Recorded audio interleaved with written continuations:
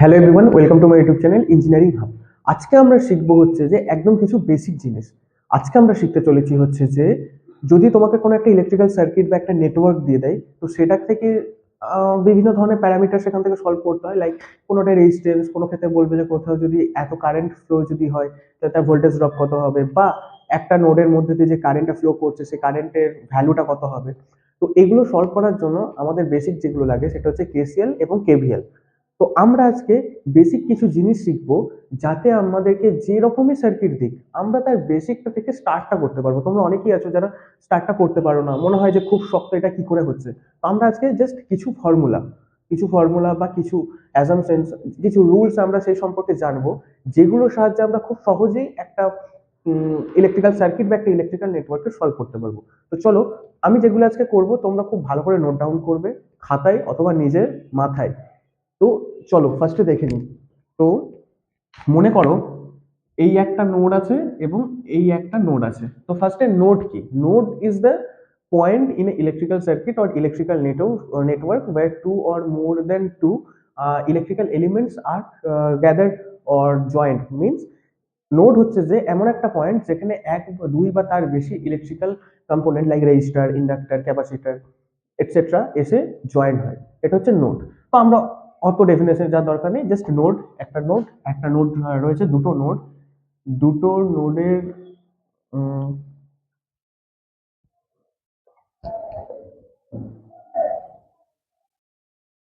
মনে করে দুটো নোড, এটা এ নোড এবং এটা বি নোড, এবং কারেন্ট এইদিকে ফ্লো করছে।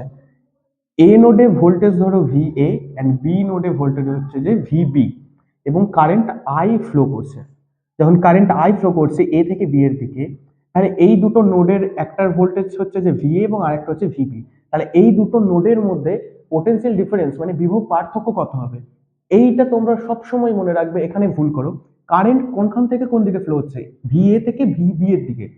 যখন এরকম হচ্ছে দুটো নোডের মধ্যে পোটেনশিয়াল ডিফারেন্স কত, সেক্ষেত্রে যখন কারেন্ট যে নোড থেকে যে নোডে ফ্লো করবে, তো ফার্স্টে যে নোড থেকে ফ্লো করছে সেই নোডের ভোল্টেজ মাইনাস যে নোডের দিকে ফ্লো করছে সেই নোডের ভোল্টেজ, এটা হচ্ছে পোটেনশিয়াল ড্রপ।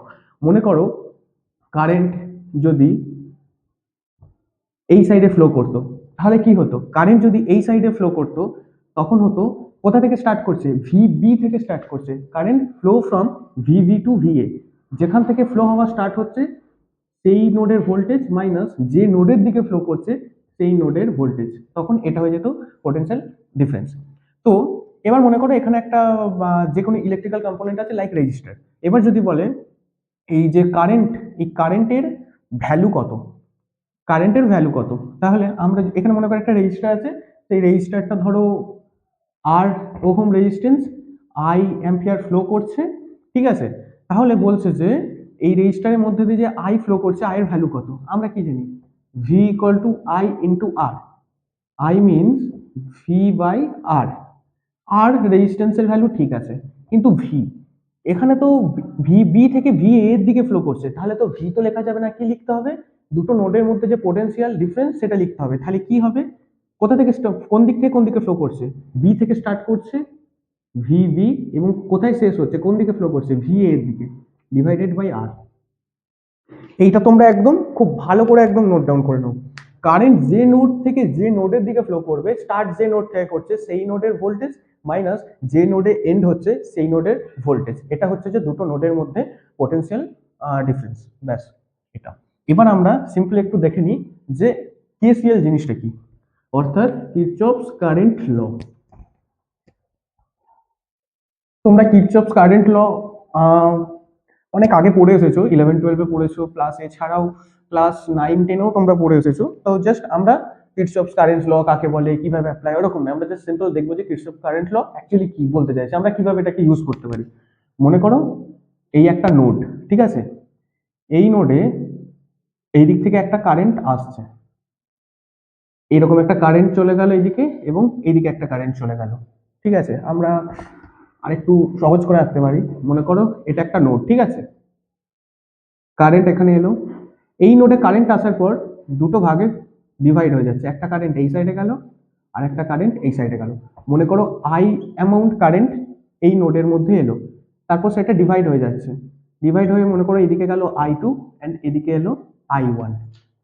তাহলে কিরচফস কারেন্ট ল, কিরচফস কারেন্ট ল কি বলছে? কিরচফস কারেন্ট ল বলছে একটা নোডের মধ্যে যখন একটা কারেন্ট আসছে এবং তারপরে সেই কারেন্ট সেই নোড থেকে আবার বেরিয়ে যাচ্ছে ডিভাইড হয়ে, সেক্ষেত্রে একটা নোডের মধ্যে যে পরিমাণ কারেন্ট এন্টার করছে মানে প্রবেশ করছে, সেই কারেন্ট তোমরা লিখতে পারো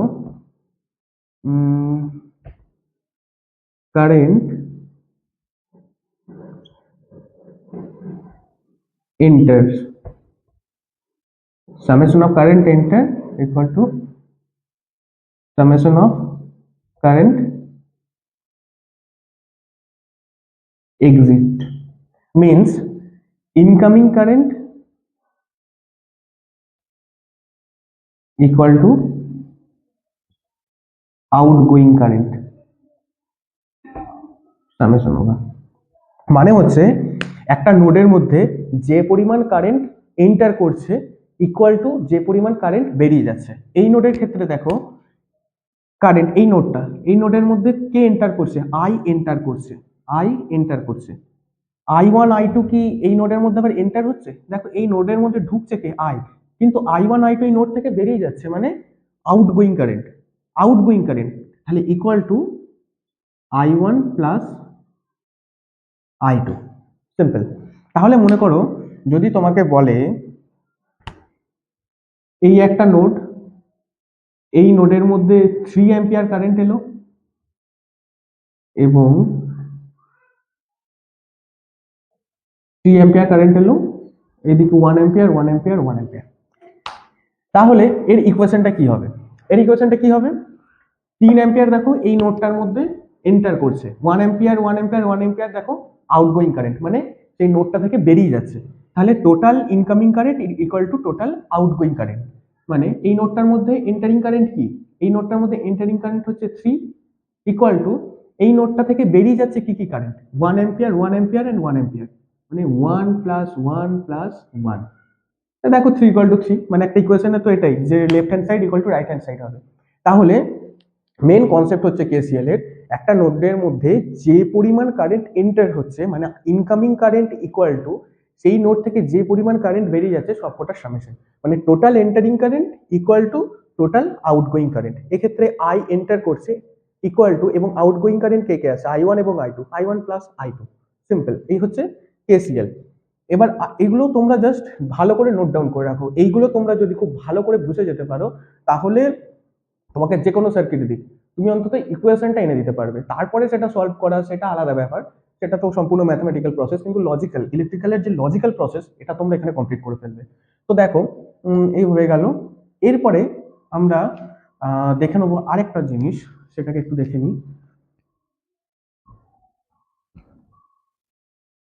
মনে করো তোমাদেরকে একটা সার্কিট দিয়েছে, সার্কিটটা কিরকম? সার্কিটটা হচ্ছে যে এখানে একটা রেজিস্টার, এখানে একটা রেজিস্টার, এখানে একটা রেজিস্টার, এখানে একটা রেজিস্টার, এবং ধরো এখানে একটা কারেন্ট সোর্স দিয়েছে, ঠিক আছে? তাহলে এখানে দেখো তোমরা এখানে কি দেখবে? এখানে আমি যদি বলি নোড কি কি আছে, নোড দেখো তোমরা ফার্স্টে কি বলবে? এটা একটা নোড, এটা একটা নোড, এটা একটা নোড, এটা একটা নোড। আর তোমরা যখনই কোনো ইলেকট্রিক্যাল সার্কিট যখন সলভ করবে অলওয়েজ নিচের নোডটাকে গ্রাউন্ড করবে, এই টোটাল নোডটা গ্রাউন্ড, গ্রাউন্ড করা মানে ভি ইকুয়াল টু জিরো, এখানে যে পোটেনশিয়াল ড্রপ মানে সরি ভোল্টেজ যেটা সেটা জিরো, গ্রাউন্ড করা মানে ভোল্টেজ জিরো হয়ে যাচ্ছে। তাহলে তোমরা ফার্স্টে বলবে এই একটা নোড, এই একটা নোড, এই একটা নোড, এই একটা নোড। কিন্তু যখন এরকম প্রবলেম থাকবে, তোমরা যখন দেখবে যে আপার সাইডে কোনো রকম ইলেকট্রিক্যাল কম্পোনেন্ট নেই, মানে এই নোডটার মধ্যে যদি এখানে একটা রেজিস্টার থাকতো, এখানে একটা রেজিস্টার থাকতো, তাহলে কিন্তু হতো না। যখন এরকম কোনো ইলেকট্রিক্যাল কম্পোনেন্ট থাকবে না, যখন একটা প্লেন ওয়্যার থাকবে, তখন তোমরা যেটা করবে সেটা হচ্ছে যে ওপরে ওই একটা নোডই কনসিডার হবে, ধরো ভিএ, অ্যাকচুয়ালি তখন এটা জয়েন্ট থাকবে এরকম এরকম এরকম, তখন তোমরা এরকম করে নেবে। একটা নোডই সমস্ত এলিমেন্টগুলো জয়েন আছে। মানে মেন ব্যাপারটা হচ্ছে যখন ওপরের নোডটা, ওপরের এই সাইডটা, ওপরের যে হরিজন্টাল প্লেনটা আছে, ওপরে যখন কোনো রকম ইলেকট্রিক্যাল কম্পোনেন্ট মানে রেজিস্টার, ইন্ডাক্টর যে কোনো রকম কিছু থাকবে না, শুধুমাত্র এরকম ভার্টিক্যালি যখন রেজিস্টার গুলো থাকবে, ওপরের একটা নোডই তোমরা জানবে সবকটা জয়েন হচ্ছে, একটা নোড হিসেবে কনসিডার করে নেবে। এটা হচ্ছে যে আরেকটা অ্যাজাম্পশন। এটা করলে তোমাদের দেখবে কোনো রকম নোডের প্রত্যেকটা ক্ষেত্রে আলাদা আলাদা পোটেনশিয়াল ড্রপ ধরার দরকার নেই, প্রত্যেকটা ক্ষেত্রে একটা নোডে এসেই যুক্ত হচ্ছে। কেন যুক্ত হচ্ছে? আরে দেখো, যদি রেজিস্টার থাকতো তাহলে তো সেখানে পোটেনশিয়াল ড্রপ হতো, কিন্তু এখানে তো রেজিস্টার নেই। উপরের প্রান্তে কি কোনো রকম রেজিস্টার আছে? নেই। একটা প্লেন ওয়্যার, মানে একটা প্লেন ওয়্যার, এরকম একটা প্লেন ওয়্যার, এখানে একটা রেজিস্টার জয়েন করছে, এখানে একটা রেজিস্টার জয়েন করছে, এখানে একটা রেজিস্টার জয়েন করছে। অ্যাকচুয়ালি সেটা একই ব্যাপার হলো, সবকটা রেজিস্টারকে নিয়ে যদি একটা পয়েন্টে যুক্ত করে দাও, সেম না? যদি আরেকটা মাঝে রেজিস্টার থাকতো তাহলে তো একটা ড্রপ হতো, পোটেনশিয়াল ড্রপ, কিন্তু হচ্ছে না তো, পুরোটাই একটা ওয়্যার। এখানে একটা রেজিস্টার, এখানে একটা রেজিস্টার, এখানে একটা রেজিস্টার। আমরা কি করলাম, তারটাকে আমরা অত কাটবো না, আমরা একটা জায়গাতেই তারটাকে একটু কাটবো এবং সেখানে সবকটা রেজিস্টার জয়েন করবো, সিম্পল। তাহলে যখনই ওপরের সার্কিটের ওপরের হরিজন্টাল এই নোডটাতে কোনো রকম রেজিস্টার বা ইলেকট্রিক্যাল কম্পোনেন্ট থাকবে না, তখন তোমরা একটা মাত্র নোড হিসেবে কনসিডার করে নেবে একটা নোডকে, এবং প্রত্যেকটা রেজিস্টারকে বা প্রত্যেকটা যে ইলেকট্রিক্যাল কম্পোনেন্ট থাকছে সেইগুলোকে সেই নোডের মধ্যে জয়েন করে দেবে। ব্যাস, এই হয়ে গেল সেকেন্ড থিং। এরপরে আমরা কি দেখবো, ফার্স্টে ওটা দেখে নিয়েছি ভিএ মানে, তাহলে প্রথমে দেখলাম আমরা হচ্ছে যে যখন দুটো নোড থাকছে তার মধ্যে দিয়ে যখন কারেন্ট ফ্লো করছে, তাহলে সেই কারেন্ট ফ্লো করলে তার দুটো নোডের মাঝে একটা পোটেনশিয়াল ড্রপ হবে, পোটেনশিয়াল ডিফারেন্স থাকবে। তো সেই পোটেনশিয়াল ডিফারেন্সটা কি হবে? কারেন্ট যে নোড থেকে ফ্লো করছে সেই নোড মাইনাস যে নোডের দিকে ফ্লো করছে সেই নোডের ভোল্টেজ। তারপর আমরা কেসিএল দেখলাম, আমরা এটা দেখলাম, এবার আমরা দেখবো কেভিএল। তো কেভিএল এ অনেকজনের অনেক রকম তোমার কনফিউজ থাকে, তো আমরা আজকে এবার কেভিএল এর কনফিউজটা একদম সম্পূর্ণভাবে দূর করে দেবো। তোমরা জাস্ট ভিডিওটা একটু সম্পূর্ণ দেখো, এরপর আমরা যখন সলভ করব কোনো সার্কিট তখন দেখবে আরে এটা অনেক ইজি। তো কেভিএল, কেভিএল এ কি বলছে? তো ফার্স্টে আমরা একটা সার্কিট ড্র করে নিই। এখানে একটা রেজিস্টার রয়েছে, এখানে একটা রেজিস্টার রয়েছে, এই একটা রেজিস্টার রয়েছে, এখানে একটা ভোল্টেজ সোর্স রয়েছে, এবং নিচের নোডে কোনো রকম রেজিস্টার নেই, এবং এই সাইডে ধরে নাও আর একটা রেজিস্টার রয়েছে। আমরা এই নিচের নোডটাকে গ্রাউন্ড করে দিলাম। এটা ধরো R1, R2, R3, R4, আর এটা ভোল্টেজ সোর্স ভি। তো কিরচপস ভোল্টেজ ল, কিরচপস ভোল্টেজ ল কি বলছে? কিরচপস ভোল্টেজ ল বলছে, এটা তোমরা সবাই জানো এটা একটা ক্লোজ লুপ। ক্লোজ লুপ মানে কোনো রকম দেখো কোথাও ফাঁকা নেই, সমস্ত জায়গাটায় পুরোটা সম্পূর্ণ কমপ্লিট একটা সার্কিট, এটাও একটা কমপ্লিট সার্কিট। তাহলে কেভিএল অর্থাৎ কিরচপস ভোল্টেজ ল বলছে একটা যদি ক্লোজ লুপ থাকে, তো এই ক্লোজ লুপটার মধ্যে দিয়ে যে কারেন্টটা ফ্লো করবে, একটা কারেন্ট ফ্লো করছে, এই পুরো এই লুপটার মধ্যে দিয়ে একটা কারেন্ট ফ্লো করছে এবং এটার মধ্যে দিয়ে একটা কারেন্ট ফ্লো করছে। তাহলে এই ক্লোজড লুপটার মধ্যে যতগুলো ভোল্টেজ ড্রপ থাকবে, মনে করো ভোল্টেজ ড্রপ বা ভোল্টেজ সোর্স থাকছে, প্রত্যেকটার অ্যালজেব্রিক সামেশন, অর্থাৎ এই একটা ভোল্টেজ সোর্স R1 একটা রেজিস্টার আছে, তার মানে এখানে একটা ভোল্টেজ ড্রপ হবে, সেই ভোল্টেজটা R4 আছে, এখানে একটা ভোল্টেজ ড্রপ হবে, সেই ভোল্টেজটা, সবকটার একটা লুপের মধ্যে যত ভোল্টেজ আছে সে সমস্ত ভোল্টেজের সামেশন, অর্থাৎ সেই সমস্ত ভোল্টেজকে যদি যোগ করে দিই সেটা ইকুয়াল টু হবে 0। তার মানে algebraic summation of all voltage drop in a close loop is equal to 0। তাহলে আমরা এটা পড়েছি, জাস্ট আমরা এটা দেখেছি, এবার আমরা এখানটা একটু অ্যাপ্লিকেশনটা দেখে নেবো। তো মনে করো এই লুপটার মধ্যে দিয়ে I1 কারেন্ট ফ্লো করছে এবং এই লুপটার মধ্যে দিয়ে I2 কারেন্ট ফ্লো করছে। তোমরা এটাকে ক্লকওয়াইজও নিতে পারো, অ্যান্টি ক্লকওয়াইজও নিতে পারো, সম্পূর্ণ তোমাদের উপর, কোনো রকম ম্যাটার করে না যে আমাকে ক্লকওয়াইজই নিতে হবে, আমাকে অ্যান্টি ক্লকওয়াইজই নিতে হবে, যা খুশি তোমাদের যেটা মন। এবার আমরা দেখব ভোল্টেজ ড্রপ। এবার তোমরা একটা মনে রাখো, এটা একদম পুরো খুব ভালো করে মনে রাখবে, যখন কারেন্ট -2 প্লাসের দিকে ফ্লো করছে তখন হবে পজিটিভ, ঠিক আছে? আর যখন +2 মাইনাসের দিকে ফ্লো করছে কারেন্ট, তখন তোমরা নেবে নেগেটিভ সাইন, ঠিক আছে? তাহলে দেখো এই I1টা ফ্লো করছে, I1টা আমরা ক্লকওয়াইজ ধরছি, মানে কিরকম, এরকম ভাবে যাচ্ছে, এরকম ভাবে যাচ্ছে, এরকম ভাবে যাচ্ছে, এরকম ভাবে যাচ্ছে, তাই তো? তাহলে দেখো এই কারেন্টটা কিভাবে যাচ্ছে, -2 প্লাস, মাইনাস থেকে প্লাসের দিকে যাচ্ছে, তার মানে পজিটিভ। তাহলে এখানে যেহেতু ভোল্টেজ ভি আছে, আমরা ভি লিখবো, প্লাস ভি, চলো এখানটাই লিখি প্লাস ভি। মাইনাস থেকে প্লাসের দিকে যাচ্ছে, current flow from minus to positive plus, তার মানে মাইনাস টু প্লাস হলে পজিটিভ ধরবে প্লাস ভি। এবার আর ওয়ানের দিকে ফ্লো করছে। এবার এখানে বলবে যে রেজিস্টারের ক্ষেত্রে আমরা কি করে বুঝবো? একটা রুল হয় রেজিস্টারের ক্ষেত্রে, তোমরা যেটা করতে পারো সেটা হচ্ছে যে এই ভোল্টেজ ড্রপের এই যে প্লাস মাইনাস আছে এই সাইনে তোমরা এখানে একটা সাইন ধরে নিতে পারো, কিন্তু আমরা অত ধরবো না। তোমরা এক কাজ করবে, রেজিস্টারের দিকে যদি যাই, এখানে পোটেনশিয়াল ড্রপটা আগে কত হবে? পোটেনশিয়াল ড্রপ হবে আমরা কি জানি, V equal to I into R, তাই তো? V equal to I into R. তাহলে এইদিকে যখন I1 পরিমাণ কারেন্ট ফ্লো করছে R1 এর মধ্যে দিয়ে, তাহলে তার ভোল্টেজ হবে I1 ইন্টু R1, এবং এটার মধ্যে আগে এটা দেখে নিই, I1 ইন্টু R1। এবার তোমরা বলবে এখানে আমি প্লাস নেবো না মাইনাস নেবো? তোমরা যা খুশি নিতে পারো। প্লাস যদি নাও সম্পূর্ণটাকে প্লাসই নেবে, আর যদি মাইনাস নাও সম্পূর্ণটাকে মাইনাসই নেবে। চলো আমি প্লাসই ধরে নিলাম, প্লাসই নিলাম আমি। এরপরে তোমরা বলবে R4 এর মধ্যে দিয়ে যাচ্ছে, R4 এর মধ্যে দিয়ে কি পরিমাণ কারেন্ট যাচ্ছে? I1। তাহলে তোমরা কি করবে? R4 into I1। না, এখানেই সব থেকে বড় ভুলটা হয়।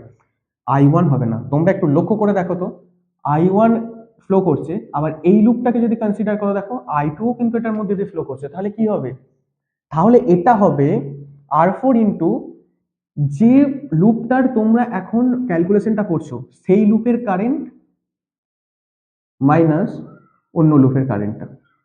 মানে যে লুপের ক্যালকুলেশন হবে তার পাওয়ার বেশি, সেটা আগে হবে, সেই লুপের কারেন্টটা আগে হবে, তার পাওয়ার বেশি, এবং অপোজিট সাইডে যে লুপটা থাকবে তারপর সেটা কারেন্ট মাইনাস সেটা, জাস্ট এটা। এবার এখানে প্লাস মাইনাস কি হবে? আমি বলছিলাম যদি প্লাস ধরো সবকটা ক্ষেত্রেই প্লাস ধরবে, প্লাস ধরে নিলে ইকুয়াল টু 0।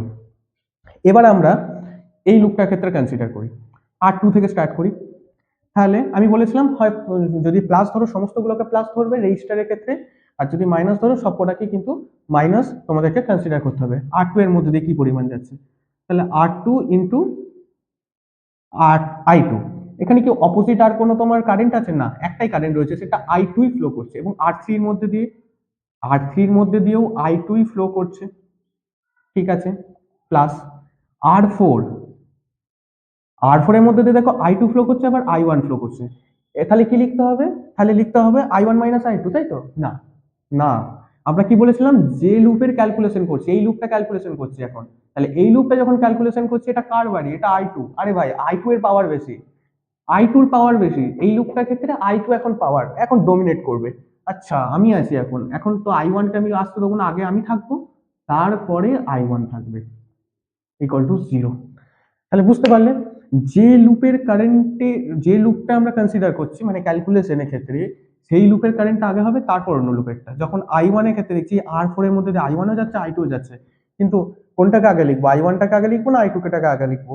যে লুপের পাওয়ার, যে লুপের ক্যালকুলেশন করছি সেই লুপের কারেন্টকে I1, তাহলে এর পাওয়ার বেশি, আগে থাকবে, তারপর এটা থাকবে।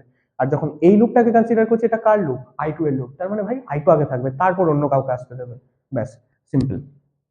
এইবার তোমরা যখন বলবে, মনে করো তোমাকে বললো R4 এর পোটেনশিয়াল ড্রপ কত হচ্ছে, R4 এর পোটেনশিয়াল ড্রপ, মনে করো R4 এই যে রেজিস্টার রয়েছে এর পোটেনশিয়াল ড্রপ কত হচ্ছে, V equal to I into R. তাহলে R তো আমি পেয়ে যাচ্ছি, R দেওয়া আছে R4, তাহলে I কি হবে? I1 মাইনাস I2 হবে নাকি I2 মাইনাস I1 হবে? কি হবে? এখানে সিম্পল, তোমরা মনে রাখবে I1 মাইনাস I2 নাকি I2 মাইনাস I1 হবে, তাই তো? মনে করো তোমার I1 গ্রেটার দেন I2, তাহলে সেক্ষেত্রে হবে I1 মাইনাস I2, আর যদি I2 গ্রেটার দেন I1 হয়, তার মানে I2 minus I1। Simple.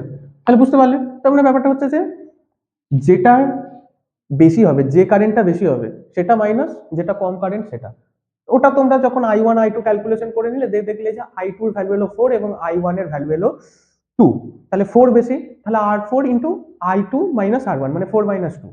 Simple. আবার মনে করো কোথাও I1 এর ভ্যালু এলো হচ্ছে যে 7 অ্যাম্পিয়ার, আর I2 এলো হচ্ছে যে 1 অ্যাম্পিয়ার, তাহলে এক্ষেত্রে বেশি কে? বেশি হচ্ছে I1। তাহলে R4 এর মধ্যে যে পোটেনশিয়াল ড্রপটা হচ্ছে সেটা কত হবে? V equal two I4 into কোনটার বেশি? I1 এরটা বেশি, 7 ampere, 7 ampere minus 1 ampere. Simple, বোঝা গেল? এবার মনে করো তোমাদের কাছে চলে এলো মাইনাস I1 মাইনাস I2, মানে I1 এর ভ্যালু মনে করে এলো -7 আর I2 এর ভ্যালু এলো -2। মাইনাস কেন এলো? কেন এলো? কারণ কিছুই নয়, আমরা ডিরেকশনটা তো নিজেদের মতো করে ধরছি কারেন্টের, কিন্তু অ্যাকচুয়ালি তো ডিরেকশন এটা নাও হতে পারে। যদি আমরা মনে করো কারেন্টের ডিরেকশন আমরা ক্লকওয়াইজ ধরেছি, এবং আমাদের ক্যালকুলেশন করার পর দেখা গেল প্লাস এলো, মানে I1 এর ভ্যালু নেগেটিভে এলো না। তার মানে হচ্ছে যে আমরা যে ডিরেকশনে নিয়েছি সেই ডিরেকশনই কারেন্টটা ফ্লো করেছে। এবার মনে করো আমরা এটাকে ক্লকওয়াইজ নিলাম, কিন্তু I1 ক্যালকুলেশন করার পর দেখলাম যে -7 এলো।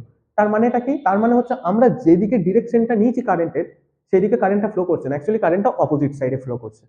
তখন মানে জাস্ট অ্যান্টি ক্লকওয়াইজ আর কি ফ্লো করছিল, এটুকু। এবার মনে করো আমি তো বললাম I1 বেশি, মানে পজিটিভের ভ্যালু আসছে, একটা 7 একটা 2, তার মানে সেক্ষেত্রে যেটা বড় হবে সেটা মাইনাস, যেটা ছোট হবে সেটা। কিন্তু মনে করো তোমাদের কাছে এরকম ভ্যালু চলে এলো, একটা -7 আর একটা -1, সেক্ষেত্রে কি করবে? সেক্ষেত্রে তোমরা একটা ফার্স্ট যেটা করতে পারো সেটা হচ্ছে দেখো -1 বড় নাকি -7 বড়, মাইনাসের দিকে, -1টা বড় -7 থেকে, তাহলে -1 মাইনাস এটা করতে পারো। সব থেকে ভালো রুল হচ্ছে যখন মাইনাসে আসবে, যখন মাইনাসে তোমার দুটো ভ্যালু এলো, তখন তোমরা মাইনাসটাকে সরিয়ে নেবে, মাইনাসটাকে মনে মনে সরিয়ে নেবে, খাতা কলমে কিন্তু নয়, মাইনাসটাকে সরিয়ে নিলে এবং এই দুটোর মধ্যে এবার কনসিডার করো কোনটা বড়, 7 বড়, তাহলে 7 - 1 করে দেবে, তার মানে 6। অথবা তোমরা আরেকটা করতে পারো, আমি যেটা বললাম মাইনাস থাকলো, -1টা বড়, তাহলে -1 মাইনাস অফ -7 কত হচ্ছে, -1 মাইনাস মাইনাসে +7, সেম হলো তো? সেম হলো।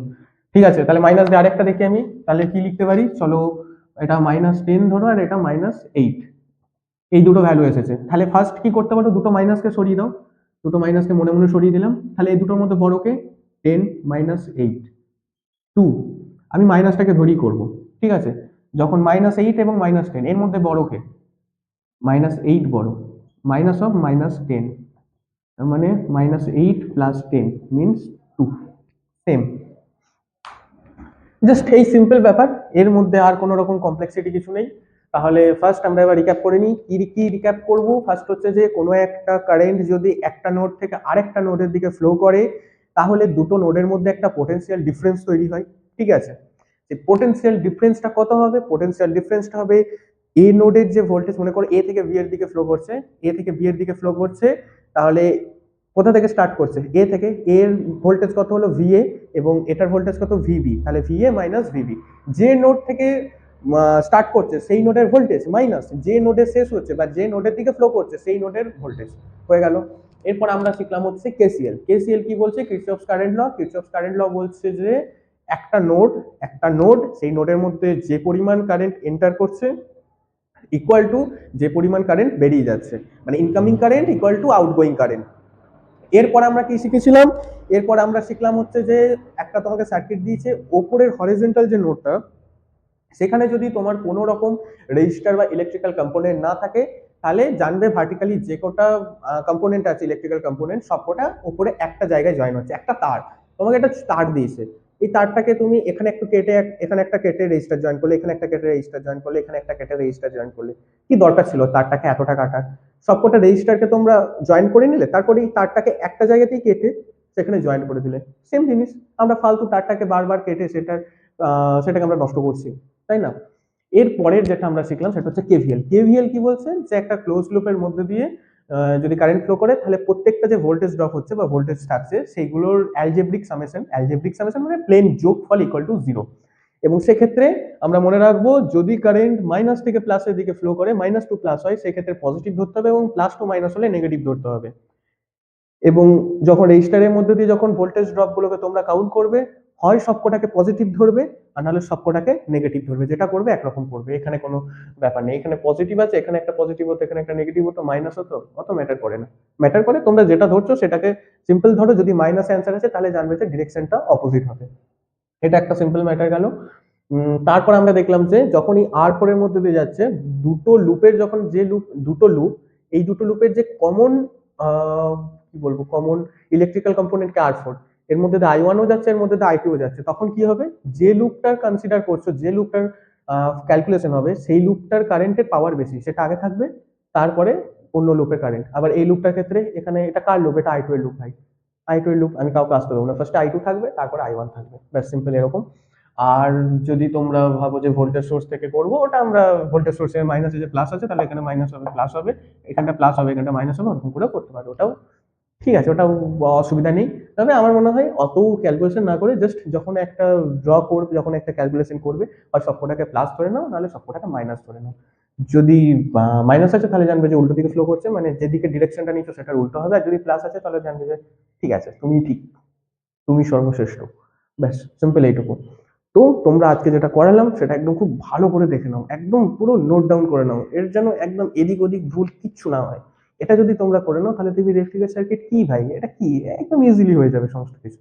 তো চলো আজকের জন্য এটুকুই, আবার দেখা হচ্ছে পরের ভিডিওতে। যদি তোমাদের ভালো লেগে থাকে লাইক শেয়ার সাবস্ক্রাইব করে দিও। আর তোমরা যদি সাবস্ক্রাইব করবো, আমার ভালো লাগবে না এটা তো হতে পারে না, আমারও খুব ভালো লাগবে, এবং তোমরাও এই ধরনের লেকচার প্রচুর পেতে থাকবে। আজকে একটা পড়ালাম, অবশ্যই খুব ভালো করে কিন্তু মনে রাখবো, এরপরে আমরা যা যা সলভ করবো সবেরই কিন্তু এগুলো লাগবে। তো চলো আজকের জন্য এটুকুই, টাটা।